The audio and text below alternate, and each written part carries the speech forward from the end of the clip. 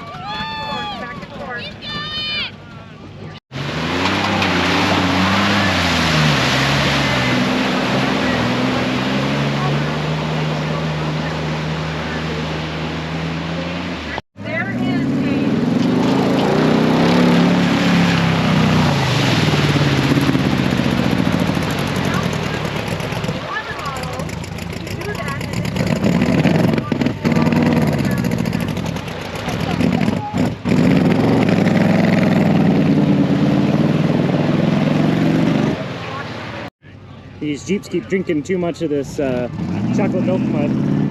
So Dave hopped in the excavator. He's going to do some mixing, make it hopefully a little bit more difficult for All right, so now the rest of the racers and bigger cars.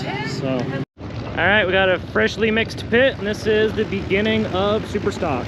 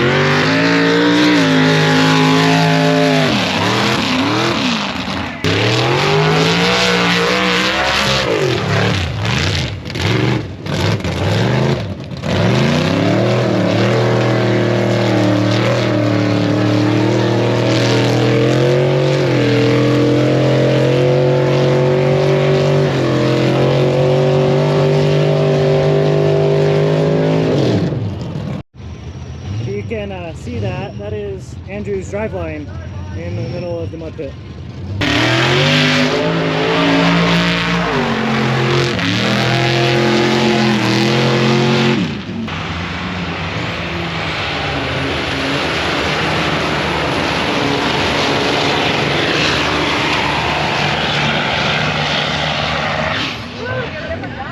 That's Purple Haze. That's that purple Bronco that rolled a couple weeks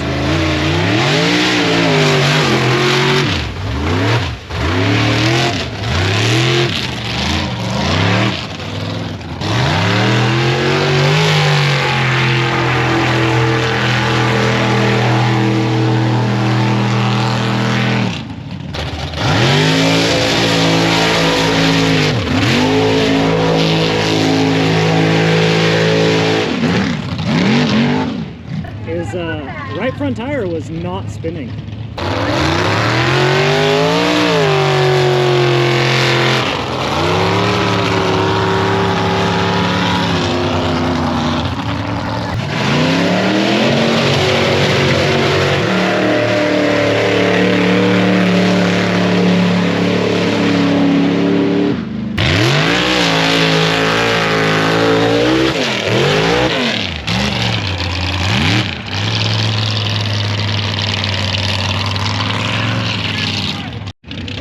You can see that the rear driveline bounced around all over underneath.